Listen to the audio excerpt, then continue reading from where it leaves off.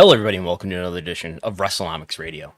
I'm Brandon Thurston, broadcasting live and on demand from Buffalo, New York. I have returned from Cleveland, Ohio. It is August the 5th, Monday, not Sunday. This is a special edition, preempted, so please exclude today's rating from the normal charts to exclude any outliers from future YouTube views analysis. Today on the program, we will discuss Summerslam, mostly, and we'll go through TV ratings and attendance for WWE and AEW, an update on where they are, Nielsen TV ratings and attendance via WrestleTix estimates of tickets distributed. And we will discuss news and other events coming out of the press conference, what we learned, directly or indirectly. But first, we will begin with, why not, the attendance for SummerSlam at Cleveland Browns Stadium in Cleveland, Ohio. According to WrestleTix at last count, I don't think this is a final count yet. I don't think I have a final count yet in my inbox, but the most recent count we have 55,858 tickets distributed is the estimate from WrestleTix. That is higher than last year at Ford Field in Detroit. I was also there because of you. We were seated in the press box, and I could see a scattering of empty seats. They could have put more people in this building, but this is, let's look at the chart. We now have 4 SummerSlams. Can you believe it's been 4 years? Sort of. It's been 4 SummerSlams since WWE went back on the road following postponement of events during the COVID-19 pandemic, which is still happening. Okay. Just over 45,000 for the Las Vegas SummerSlam in 2021. Just over 45,000. Down to 40,000 in Nashville in 2022. 40,000. Up to 51,000. Over 51,000 estimated tickets distributed. And up to over 55,000 estimated tickets distributed. No, of course, that doesn't include suites. So, I mean, what did they announce here? 57,791. WrestleTix last estimate 55,858. Could easily see suites making up the difference there. Basically, none of these ticket maps include suites.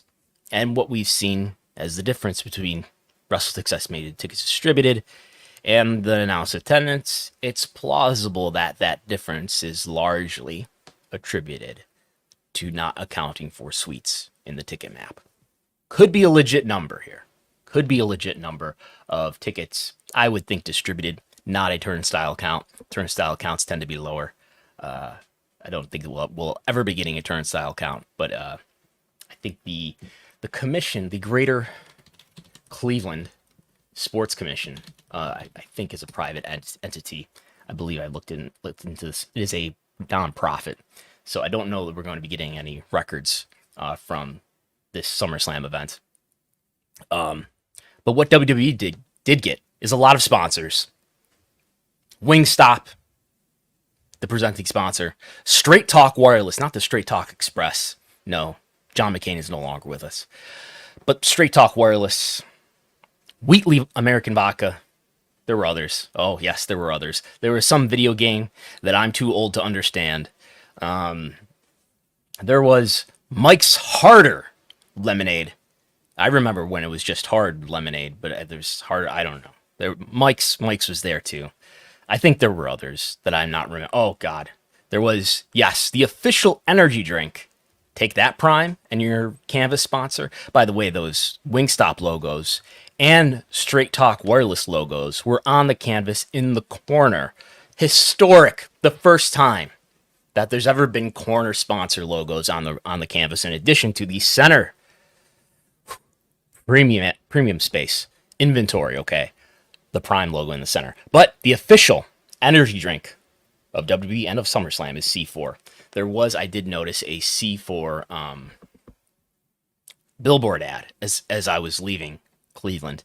But let's not forget there was a great integration that happened here, as Manscaped had its own backstage skit involving Otis.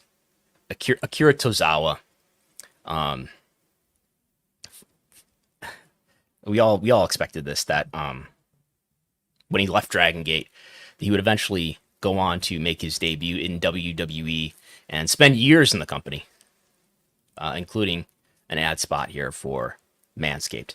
I look forward to, this is a popular podcast sponsor. Just it brings to mind, just think of the integration opportunities that could be actioned around other brands like Blue Chew and things of that nature, which are not sponsoring this podcast. Was this ad saturation?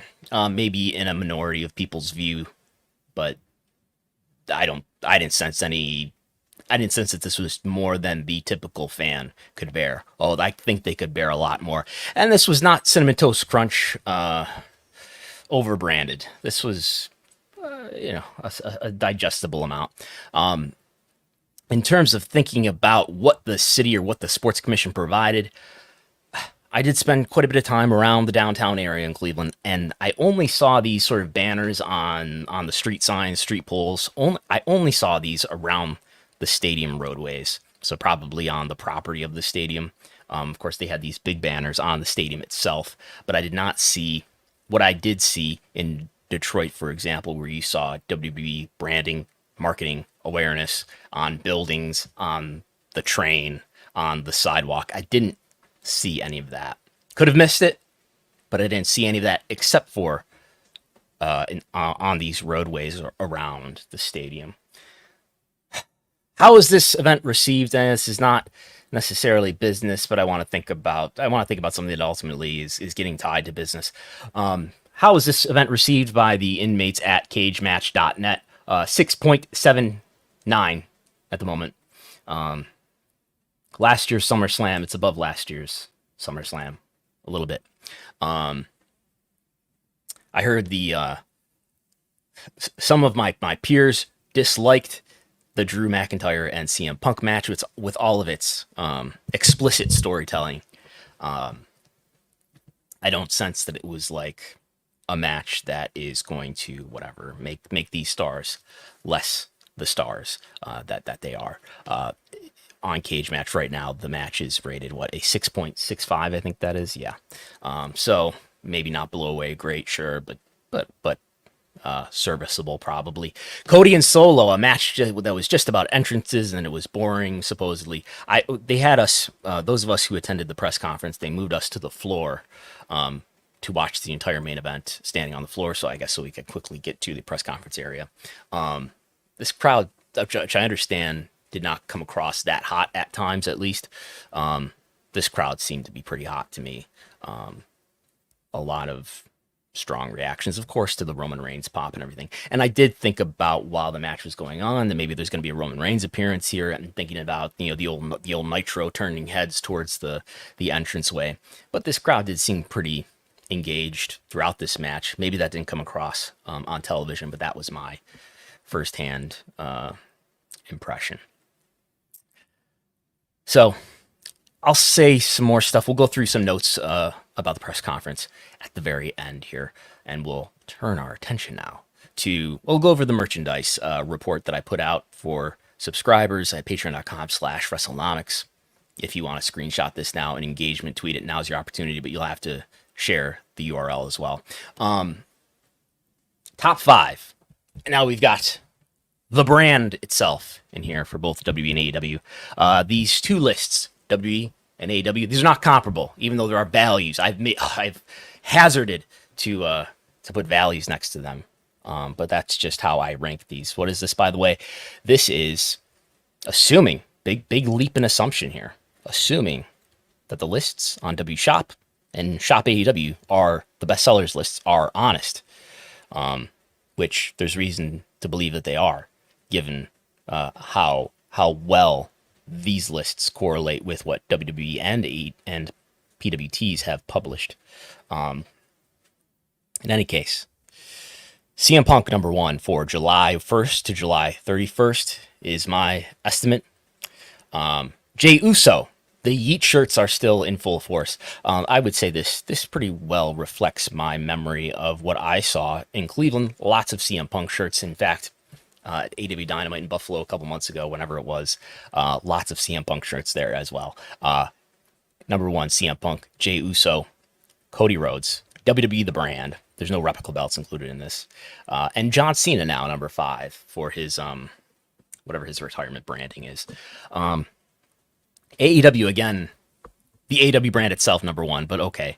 We probably if you're listening to this, you're probably more interested in who's a draw.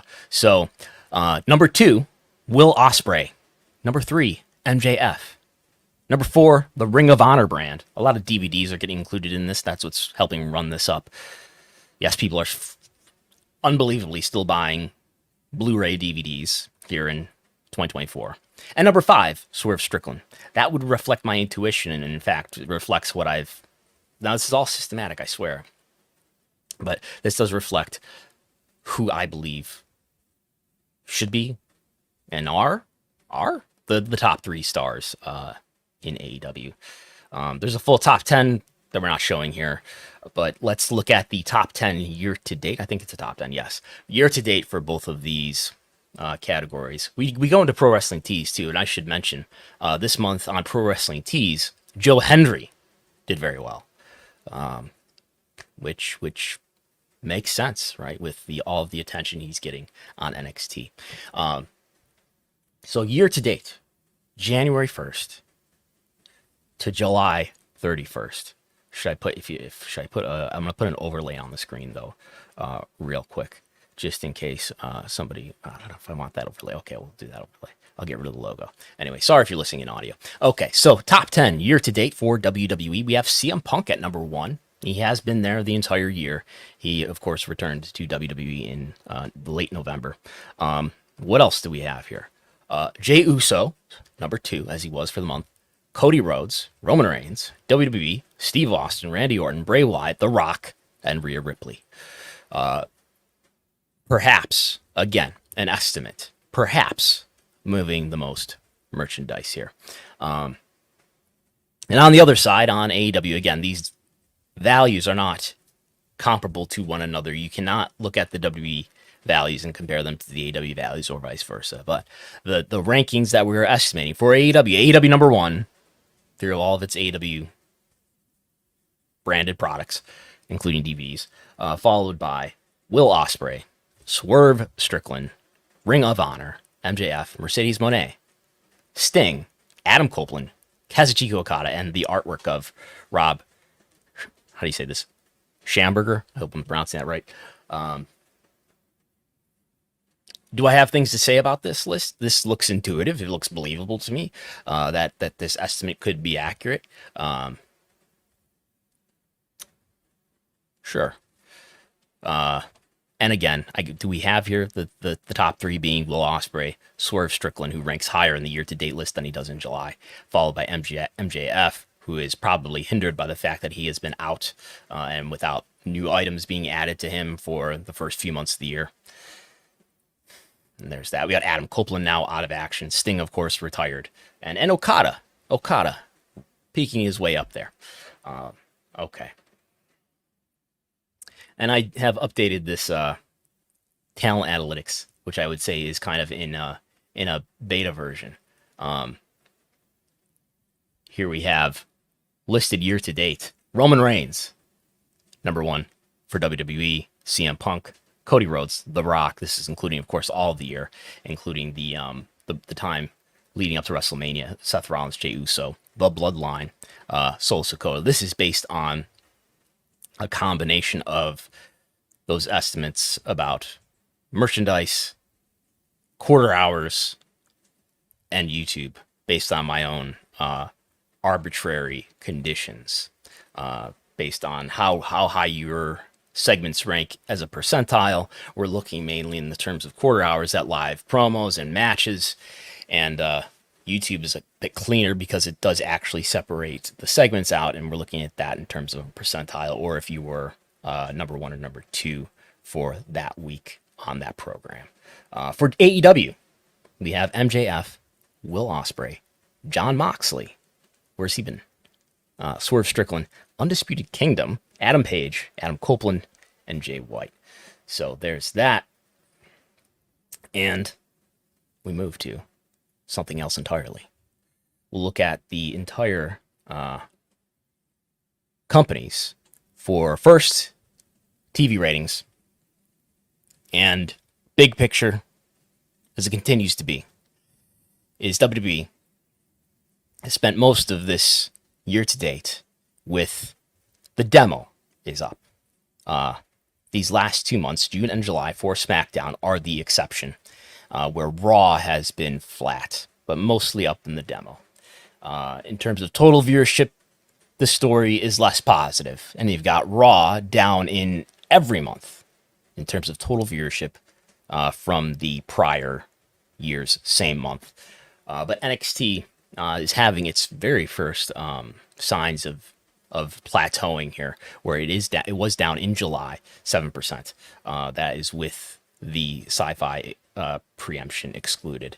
And AEW, now you can say, well, there's some cord-cutting adjustment perhaps we should make here there that might offset some of these modestly negative year-over-year comparisons. Contrast that with the more negative year-over-year comparisons for every AEW show we have here. Most importantly, Dynamite, the most watched show by far among the 3 AEW shows. In July, down 19% in total viewership, down 23% in 18 to 49 viewership. Certainly, these are deeper negative comparisons than the dreaded excuse that, well, it's just because of cord cutting. Cord cutting might give you a 9% adjustment, something like that, 9%. Here we have July, down 19% in total viewership, 23% in the demo. This does not include the Juneteenth episode, which didn't have the Big Bang Theory lead-in, took place on a holiday. That was in June. We're looking at July, including the, was it July 31st, this past week's, yes, on the last day of the month, where AEW Dynamite did its second lowest rating non-preemption ever. And Rampage, maybe flattening out in the demo. Rampage has sort of took a big drop off from its original, first year or so when it was only the second show that AEW had, now settling into being a third show. It's been about a year since Collision has been around and sort of taking the place of a program that's, the B show or whatever. And Collision, of course, is down greatly from the CM Punk days of a year ago, which were almost a year from All In of last year when the incident that resulted in CM Punk's firing took place. So there's all that. Big picture, AEW's TV ratings continue to be down. Worse than the degree of cord cutting, except for maybe Rampage. Maybe Rampage is flattening out. And certainly Collision is adjusting to a different condition, a different set of circumstances, as opposed to last year. And its ratings are significantly down from a year ago. And Dynamite is significantly down, worse than the rate of cord cutting. Going against the Olympics, but worse than the rate of cord cutting. And WWE, its audience probably getting younger as the demo has, certainly for NXT has increased, but even for Raw is up 8% in the demo versus last year. These are positive signs. Less so for SmackDown. If we look at, we'll just run quickly through, if you're watching in video, we'll run quickly through the year-over-year charts here, just for the demo, which I think is more meaningful, as P2 Plus total viewership is looking disproportionately at older viewers, as the traditional medium of television is an older medium. And we see in almost every week of the year to date, with the exception of 1, 2, 3, 4 weeks, with the exception of 4 weeks year to date, out of the, almost 30 weeks that we've had here, or whatever it is, year to date, all these comparisons for Dynamite, except for 4, are negative. Most of them negative by double digits, by 10 or worse. Collision, greatly down from its elevated beginnings as a program. Collision, Rampage, it's a mixed bag as it's leveling out here. Raw, remarkably similar to a year ago. SmackDown, pretty similar to a year ago. And NXT, almost every episode with the exception of the two most recent non-preemptions. Every single episode except for the two most recent. Better than a year ago. Maybe there's this one here that's almost equal, but it is slightly below back in March. Okay. So, TV ratings still look pretty good for WWE, not so good for AEW. Still, Dynamite's ranking highly, we should caveat, which is the biggest rating metric to consider when we're thinking about the TV deal. Fan popularity, a different story. Okay, we can forget about cord cutting and just look at attendance and say, all right, what's attendance looking like for these companies? Data courtesy of WrestleTix, estimated tickets distributed. House shows. No house shows in July. At least I think there were Mexico house shows they don't have data for. No house shows that we have data for in July for WWE. Last month, the average was down to 4,300. Okay. But they're doing more Raw and SmackDown shows than they are house shows now, which you could not say at many other points in WWE's history. Raw was down in average attendance, in average tickets distributed, 9,700, down 16% from last year. SmackDown, 12,000, up 5% from last year. And we'll look at market to market in a second. But AEW, in July, Collision, down 65%. Of course, that's with this run of Collision shows that they're doing, which started midway through the month, I believe. Dynamite, down 22%. That's probably the more meaningful data point there. You've got Dynamite, 4,200 average, down 22%. But let's look at what's more meaningful than just looking at averages. What's your average attendance? Because you know what? Here's the excuse that I can obfuscate. Well, these are averages, but you're comparing, like, if you're looking at this by month, you're comparing a bundle of 4 shows that were in 4 markets, and you're comparing them against the July of the year prior that were in 4 different markets. That's not fair. This data doesn't matter. What you need to do is look at the given show in the given city and compare it to the last time that same event took. Not a house show to a Raw, not a Collision to a Dynamite, a Raw to a Raw, a SmackDown to a SmackDown, a Dynamite to a Dynamite, and we don't really have Collision to Collision comparisons, with the exception of these consecutive Arlington shows, because Collision is a new program. But okay, and we look at Raw let's just go in reverse chronological order here and look at St. Paul, Minnesota, Raw, up 68%. Raw, Green Bay, last time Raw was there, this show was up 13%. SmackDown in Omaha, up 38%. Worcester, Massachusetts, SmackDown, up 49%. Ottawa, Raw, flat. Toronto, SmackDown, this was before Money in the Bank, up 19%. Raw in Boston, down 4%. You could say that's close to flat. SmackDown in Madison Square Garden, 17,843. That's up 31% compared to the last SmackDown at MSG. Now we're getting into June. That was a June data point. And then we have some comparisons to make here when it comes to AEW. I'll skip over the Collision Arlington comparisons because these are consecutive shows here. But comparing the Nashville Dynamite to the last time they did Dynamite in Nashville, it was up 8%. Comparing the Chicago Dynamite to the last time they did Dynamite in Chicago, was up 4%, with 5,291. Towards the end of the month in Buffalo, they did over 4,100, down 26%, and those are the limit of the mark-to-market comparisons we can make. I think we can take all those things into account. Yes, I think to an extent we can take those averages into account and say, here we have a positive picture for WWE's live event business, which is reflective of consumer behavior, which is reflective of fan interest, fan popularity, whatever you want to call it. That's another positive story for WWE. And here we have another, maybe we're flattening out here, market-to-market story. Those averages, though, that we're seeing, not that encouraging. For Dynamite, or really for Collision, which is which is complicated by the 2 Arlington shows here in July. Mostly positive story for WWE. Mostly negative story. Mixed story at best for AEW.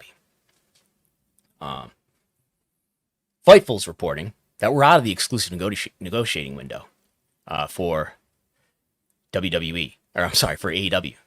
We have new docket entries in the WWE, in the Grant v. WWE case. They are sealed, though, so I won't get into those right now. I digress. In terms of AEW's TV deal, they are now reportedly out of the exclusive negotiating window. They can now talk to whomever they want to. WBD is not the only partner they could talk to. They could talk to whoever will talk to them. I continue to think Fox, Amazon, the most plausible partners. I guess the former Viacom, Paramount, maybe.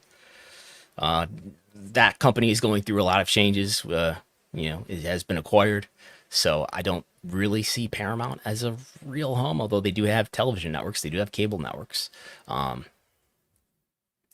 I think the picture that we've gone through just now, and the picture that I go through in the last, at least I did this last month, and I plan to do it, going forward, where we sort of say, okay, the month just ended. Let's look at what all of the data tells us about the state of popularity of these companies. And I think there's good reason to be pessimistic about AEW ever being more popular, much more popular than it is now. I think there's good reason to believe that they will get a good TV deal. They may become profitable because of it. Why? Because Dynamite continues to be highly ranked. Rampage and Collision continue to perform in their time slots better than replacement programming to the tune of movie reruns, or even The Big Bang Theory continues to do better than whatever reruns you would put in its place. So it has some value. Dynamite has a lot of value because it continues to be highly ranked, even though its ratings are on the decline. And I think we need to take a moment to reflect on how the business has changed in the last 2 years, primarily due to the multiple resignations of Vince McMahon, who is now in every official capacity, with the exception of a significant number of shares that he owns, is removed from WWE. The AEW opportunity, when it was launched in 2019, in my opinion, was largely contingent. It was contingent on a lot of things, but it was largely contingent on WWE's weakness in its content, which has vanished, which was due to Vince McMahon and the weakness in WWE's content, with the exception of some people who really hate WWE still and prefer AEW strongly. That's a minority of people. I don't know if you'll ever win those people over WWE, but there's a contingent of people who have a great disdain for WWE. I don't know how significant those numbers are in terms of those people, but AEW's opportunity was contingent on a weak WWE that was disgruntling fans, that was disenfranchising talent, and you were offering those fans and that talent a better place to be.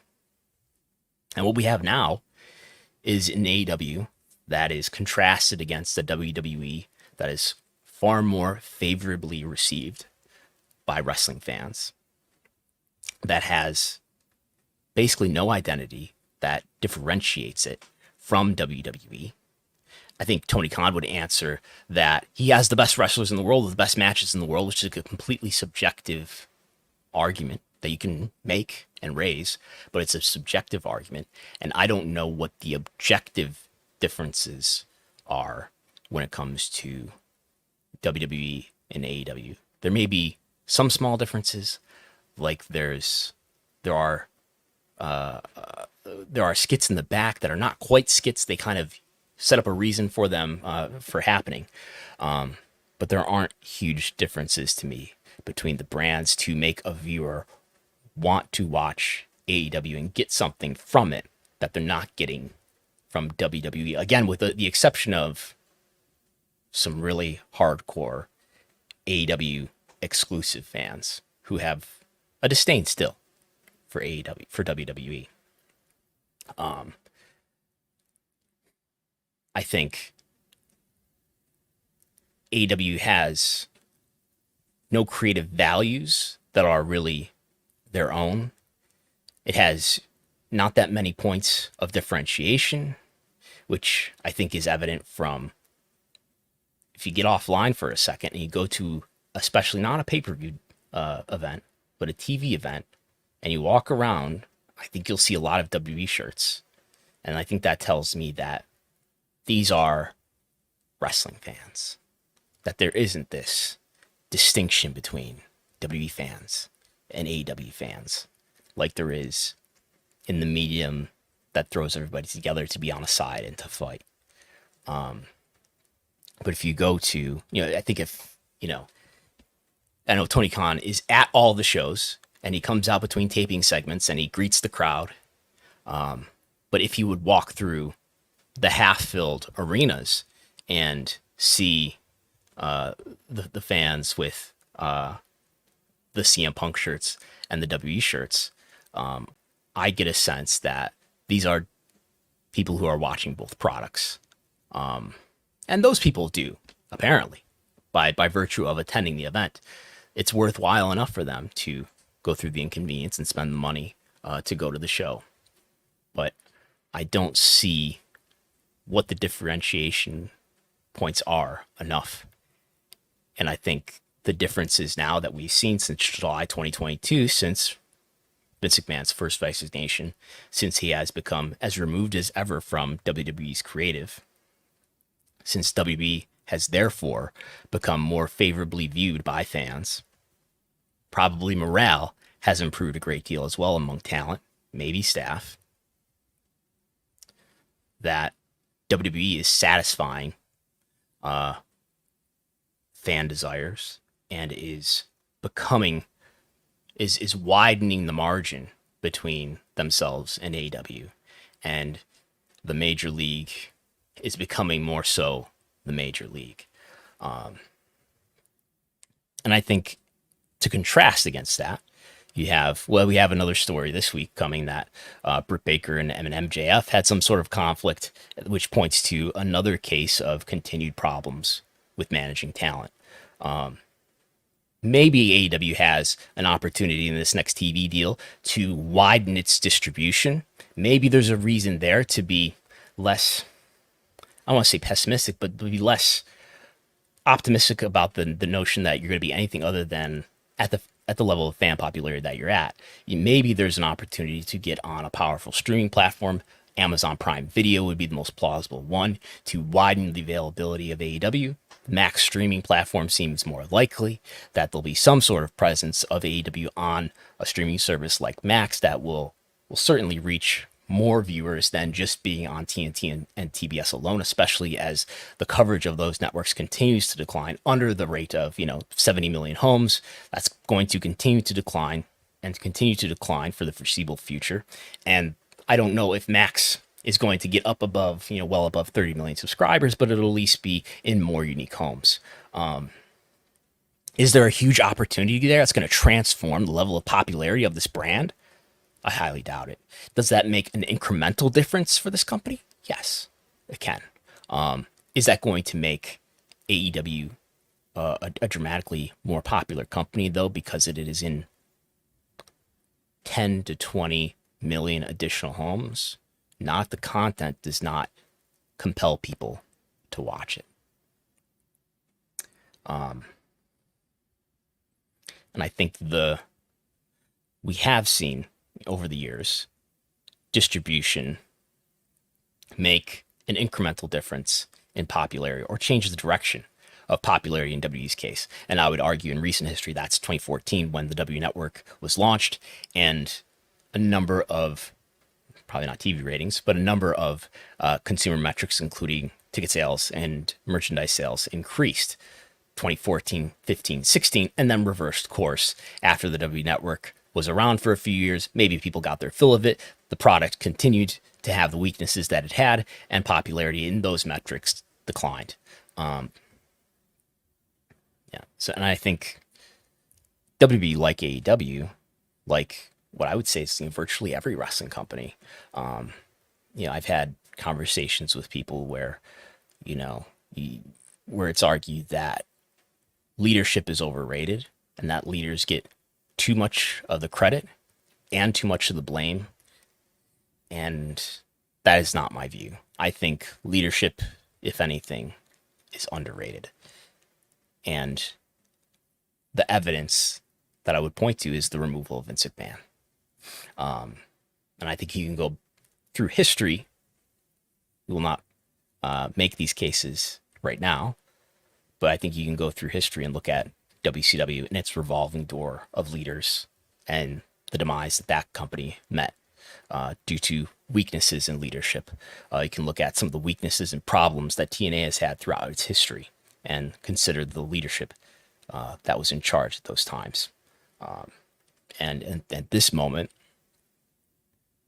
WWE has apparently, leadership that is effective and is supporting morale and is monetizing WWE very efficiently, as we'll hear from Mark Shapiro on Thursday, I'm sure.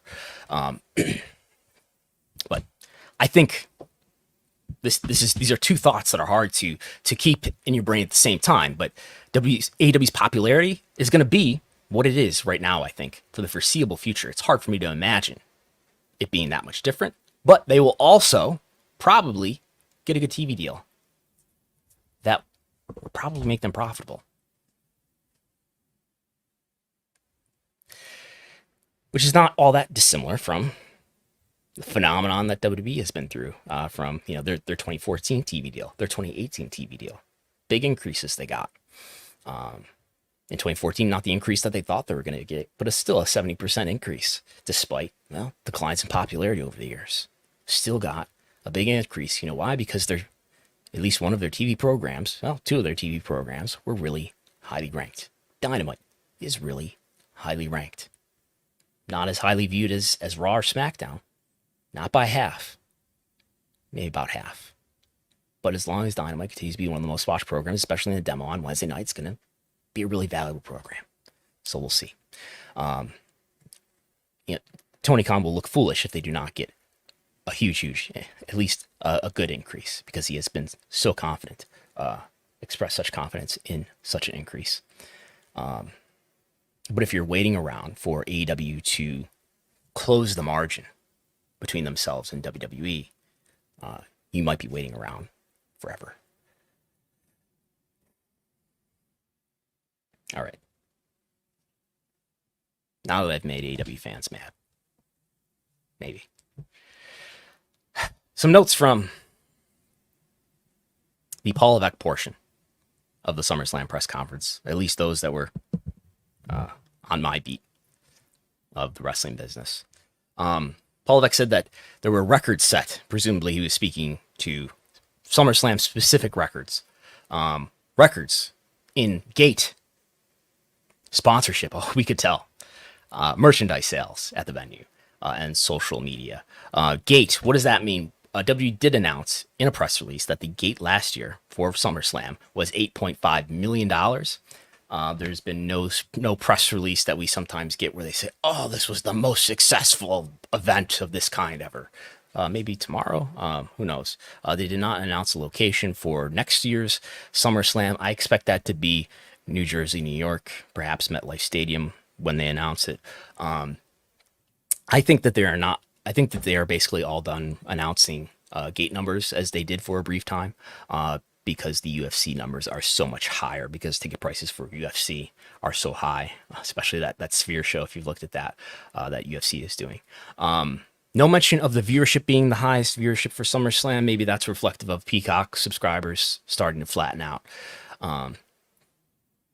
I very much believe that this was an event with higher attendance than the recent SummerSlams, which we just looked at earlier, and the ticket prices were probably higher, although I have not looked into it. Stephanie McMahon was seen at ringside. She was shown on screen applauding in the front row. As soon as the camera was off her, she was whisked away to the back. But she was there. Paul Levesque had some cryptic comments saying She loves this. I'm quoting now because I went back and I wrote down exactly what he said, so I want to get his words right. Quote, she loves this. Sometimes it's harder to love it. Sometimes it's easier to love it. It's easy to love it again for her, end quote.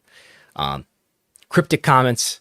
He did not expand further into why it would be harder to love the wrestling business at some times and easier at others, beyond the normal challenges of day-to-day living and breathing the wrestling business. But you could read it as maybe alluding to the difficulties, perhaps, that were had between maybe Vince and Stephanie, as Stephanie on May 19th, 2022 announced her temporary leave of absence for no reason at all, except for she wanted some time off, supposedly. But then we found out later that the board was already looking into allegations of sexual misconduct involving Vince McMahon after Vince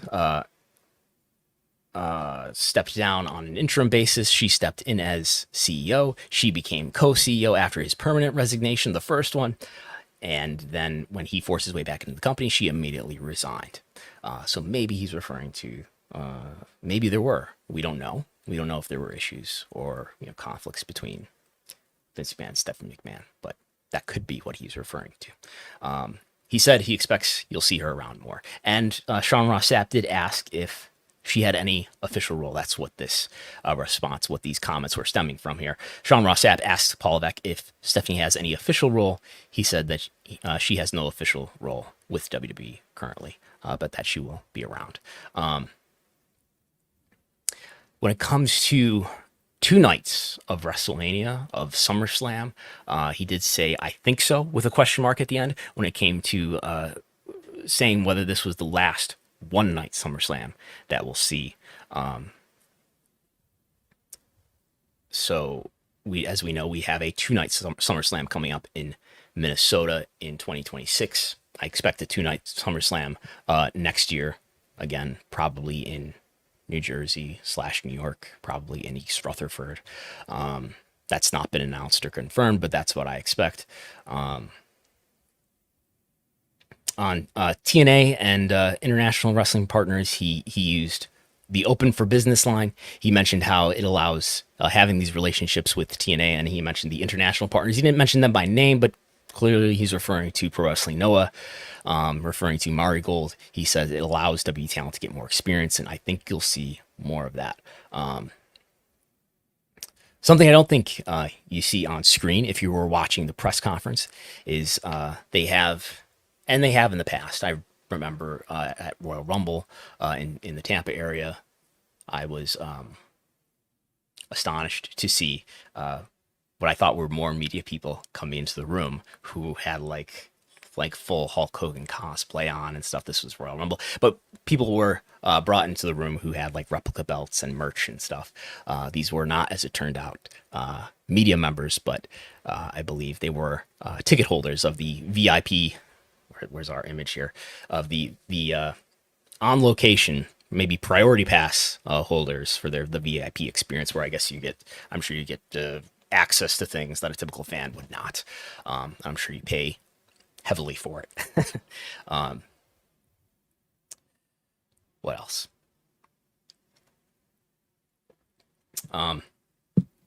Let's go to Bill Apter was there, and he had a brief interaction with Paul Levesque about John Cena. But I'll just play an early good-natured moment of that conversation, that interaction. Yes, good to see you. Yes, same. And this is wonderful because in the quote-unquote territory days, we never had this.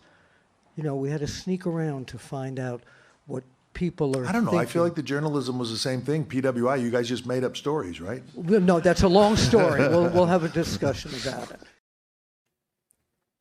I guess Paul Levesque could not help himself, but to refer to wrestling media, and I think he was making a funny and what he probably thought was a good-natured comment, but not one meant in irony. I think, especially if you compare it to his comment that he made to Lucas Charpiot in France about referring to PW Insider and Fightful as sources that were not credible. and I can't speak for everybody. Maybe Paul Levesque is just not reading the right outlets, because there's a lot of things that are reported in wrestling media that are not made up. Vast majority of it, in fact, but especially the Grant v. WB et al. Lawsuit. It's not made up that that's a lawsuit. You can read it and decide for yourself whether or not her story is truthful. You can read parts of what we have, parts of Vince McMahon's side of the story, basically just a denial, though, and pointing out some things, what his claims are about Janelle Grant's life. You can decide for yourself whether or not that's made up or truthful. We have what we reported last week. We have emails from members of the LVCVA, the Las Vegas organization that's bringing WrestleMania to Las Vegas, pointing out that they paid $300,000 for SummerSlam 2 years ago. That's not made up. We have them saying that they're going to grant WrestleMania, they're going to grant WWE $5 million in a cash grant. That's in emails via public records requests. That's not made up. We have this note that on July 17th, 2023, federal law enforcement agents executed a search warrant and served a federal grand jury subpoena on Vince McMahon. No charges have been brought in these investigations. WWE has received voluntary and compulsory legal demands for documents, including from federal law enforcement and regulatory agencies concerning the investigation and related subject matters. That's not made up. Who's that from? That's from WWE itself. That's not a made up story. So I would say that that, you know, and by the way, so there were some questions here from Denise Salcedo about the international, about the wrestling partners. That question is one question that I was on the top of my list to ask. After that was asked, my next question was the question that Sean Ross Sapp asked about whether Stephanie has any official role in WWE. There are other legitimate questions to ask.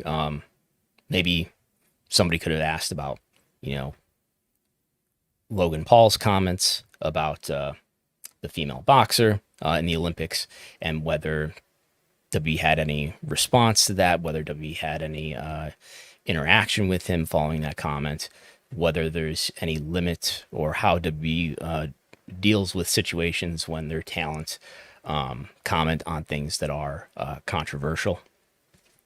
That question was not asked. As John Pollock has said on their review of SummerSlam, he was not given access to the press conference. He was given access to the press box. I was given access to the press conference. My hand was up every time Paul Levesque stopped speaking. I was not called on. And I know there are some fans who I think, you know, don't want challenging questions asked. Maybe WWE doesn't want challenging questions asked. I think there are a lot of fans who, to address the weakest points first, who don't have a vested interest in the well-being of the wrestling industry, but who only have an interest in their own entertainment and an assurance that they do not have to feel bad about their choice of entertainment, which is not to say that anyone needs to or should feel bad about being a WWE fan, but that a lot of people we hear from directly, mostly anonymously, they don't want to have to consider that. And they honestly feel the need to bullshit themselves in order to preempt having to consider that, rather than discussing difficult issues. But I think the fact that John was not allowed access to the press conference, I can only suspect that it was for fear that he would ask a challenging question. I was not called on. I have been called on at every press conference for WWE that I have attended, except for the second night of WrestleMania. And maybe you say, well, we let him get one question, and I understand there was a lot of there are a lot of people there.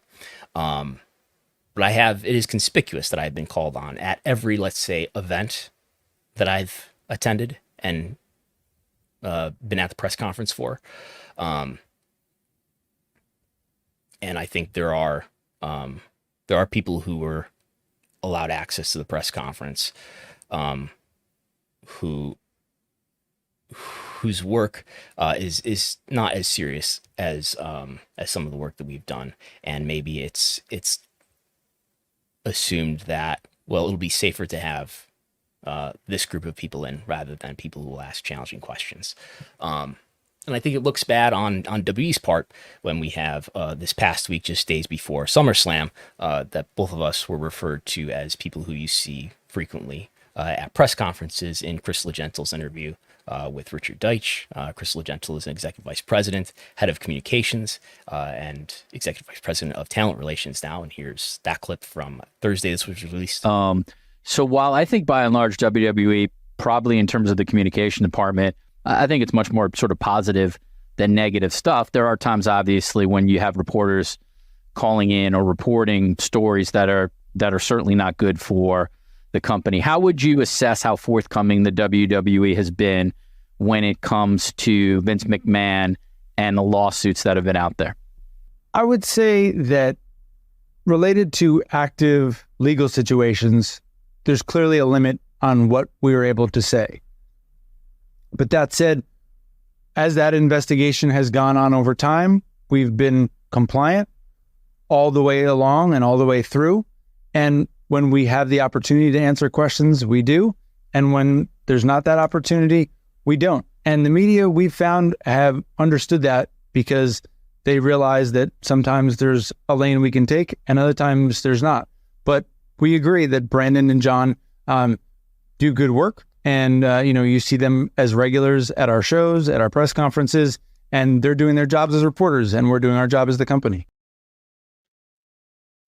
And I'll say first that I think there is an element of honesty and good faith to that I think there are at least some people in WWE who do genuinely believe that John and I do good work, even though it is not work that they necessarily want published. They understand that we have a job to do, and that includes our belief, my belief, I can say at least, that we have a responsibility to report certain things and to pursue certain stories rather than not pursue them, including uncovering the names of who Janelle Grant is referring to when it comes to those four anonymized corporate officers who we now know are Nick Khan, Stephanie McMahon,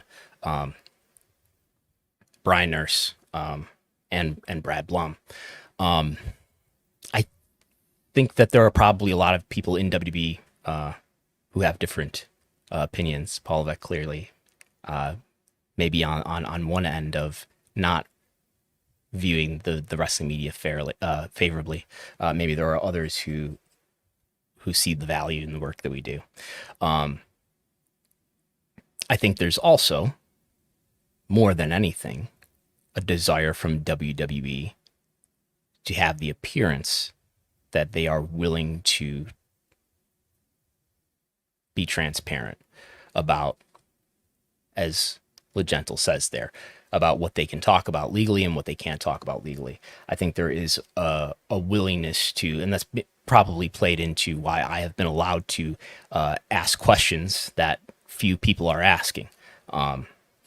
It gives the appearance, whether or not Paul Levesque is prepared to respond well, gives the appearance that they are not shying away from difficult topics and controversies and things that are essentially bad press for them.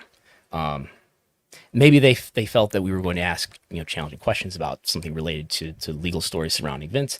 Legal stories, by the way, that they've published in their own filings here, that they're cooperating with the investigation. Comments that Nick Khan has made on an earnings call that they are cooperating with the investigation, that certain subpoenas and search warrants have been executed. Just asking for an update if that's still the case, if you're still cooperating. Maybe they were worried that we would ask about, about Logan Paul or something. We would ask about, the federal investigation into sexual misconduct allegations. But I think, when it comes to whether or not this leadership team deserves the benefit of the doubt, on one hand, This is not Vince McMahon anymore. Vince McMahon was overseeing Nick and Paul. It was not the other way around.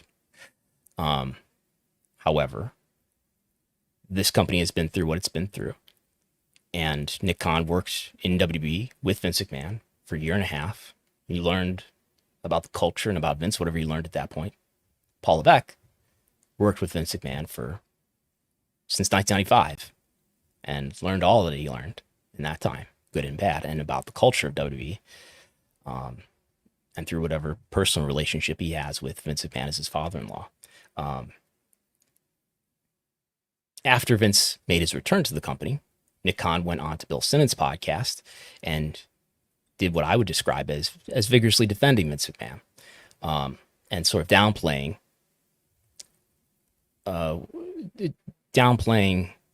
that it was, a big deal or a bad story that he was coming back. And Paul and Nick were members of the board of directors in December, when the board unanimously agreed that Vince shouldn't come back in December of 2022. When some members resigned after he forced his way back into the company, they did not resign, and they approved of him being the executive chairman because he was unanimously approved as the executive chairman. We have basically no insight into why that was the case. John Alba did ask Paul Levesque why that was the case, and he said he wanted to focus on the positive. They were members of the board of directors, and they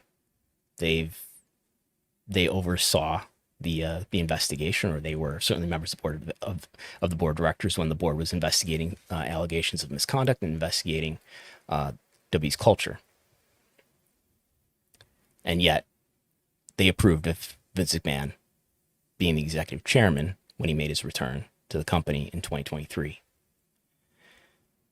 For those reasons, do they deserve the benefit of the doubt when it comes to issues of sexual misconduct? No.